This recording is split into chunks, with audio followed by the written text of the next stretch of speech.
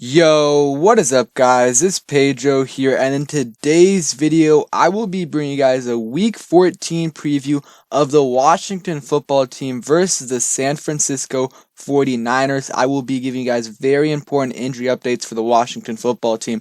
I'll let you guys know if Antonio Gibson's playing, and then we'll also be giving you guys our 5 keys to victory for the Washington football team, and then a final score prediction. So make sure you guys stay tuned till the end. If you guys are new, make sure to subscribe for Washington and NFL content. Let's get right into it, and make sure to check out House of Hoodies. Use code Pedro for 10% off. Okay, so first we'll start off with the injury report for the Washington football team, and nothing too surprising. So this is today for Thursday. The players that did not play: Antonio Gibson with a toe injury and David Sharp with a knee injury. Antonio Gibson is doubtful for this game. They obviously haven't released the full injury reports for the games, like listing who is questionable and who is not, but it was reported earlier this week that it's very unlikely he plays. Maybe though, it is a good sign that they didn't immediately put him on an IR, and he could potentially come back in a week or two. That is the good news. And then, like I said, David Sharp didn't play with a knee injury, might have done something in practice, not sure. And then Morgan Moses is limited with his groin injury, but again, that was an issue last week and he played. And then Brandon Sheriff got hurt in the game with that calf injury, but he played through it, so this is probably more of like a, giving him a little bit of rest. He should be good for the game. And then good news, Terry McLaurin and Ryan Anderson were both full participants, so it looks like Terry McLaurin is finally fully back healthy. I'm not sure if he was a little bit banged up in that game against the Steelers, but hopefully he's fully healthy for this game and he bounces back. So now on to the 5 keys to victory before I give you guys my final score prediction. So the first thing is we gotta wreak havoc. We got to get to the quarterback, Nick Mullins. We have to create pressure and, force a couple turnovers. But my main one is just get to the quarterback, make him throw early, make him throw bad passes because you are there. So Chase Young, Montez Sweat, Daron Payne, Jonathan Allen, all those guys, get there quickly and, force some pressure. And if we do that like we did against the Steelers, Big Ben was forced to throw really quick. He had a bunch of we had a bunch of batted balls, and a few of the passes were really quick and the receivers dropped him, and we could have even had more picks. So let's try to do that again. I think a lot of teams are going to start to do what the Steelers and Bengals did against us. Really quick passes, so we got to make sure we get our hands up. But I want to see a couple sacks by this team. Their offensive line isn't great, and we all know who the big matchup is: Chase Young versus Trent Williams. I'm sure Montez Sweat might line up there for a couple snaps, and Kerrigan too, so that's going to be interesting. Hopefully Chase Young gets a sack against Trent Williams. That would be really nice to see. And yeah, I think we just got to get to Nick Mullins.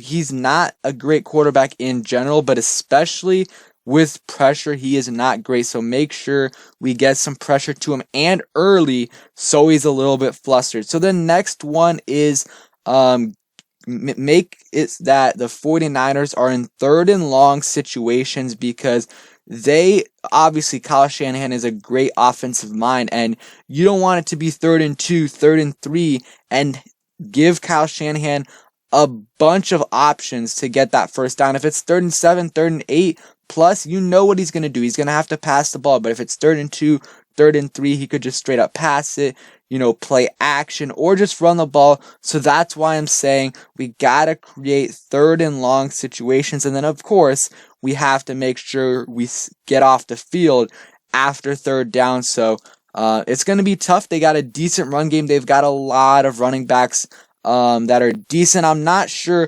who is healthy. I know Raheem Mostert is healthy. They got Jerick McKinnon. I'm not sure if he's fully healthy. They got Tevin Coleman. They got JaMychal Hasty, who I do think is hurt. So they got a lot of different running backs.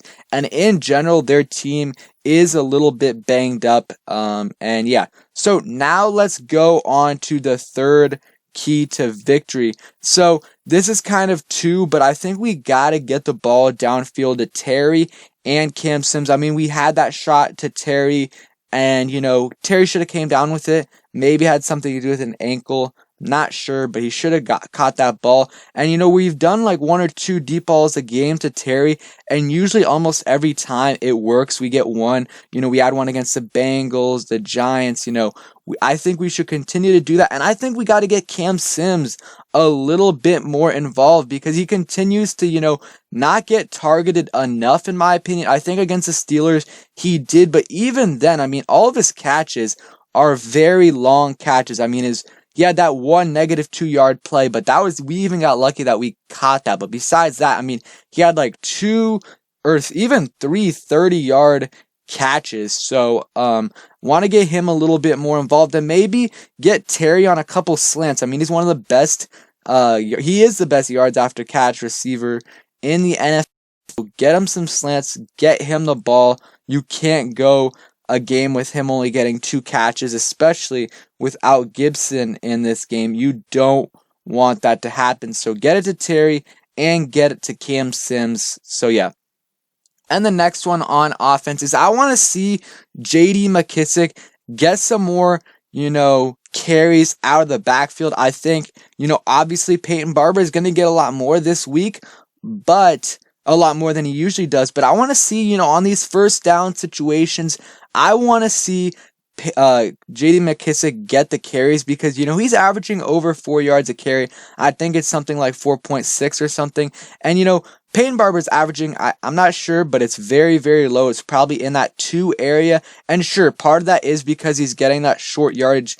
He's in short yardage situations, but still, I just think JD's a better runner in those long situations. So 1st and 10, those situations I want to have him in, get him some more carries. And then, of course, you're going to obviously give him the ball give him a pass on like 3rd and 6, 3rd and 7, because he's a great route runner. Amazing, and he always gets those extra yards. I love that about J.D. McKissic. So you do have to balance it a bit with his pass catching and his running, but I want to see a little bit more of him in the run game. He only got, I can't even remember, but he didn't get that many carries last game against the Steelers. So now on to the last key to victory, and I posted this on my Twitter. Make sure you guys follow me on there.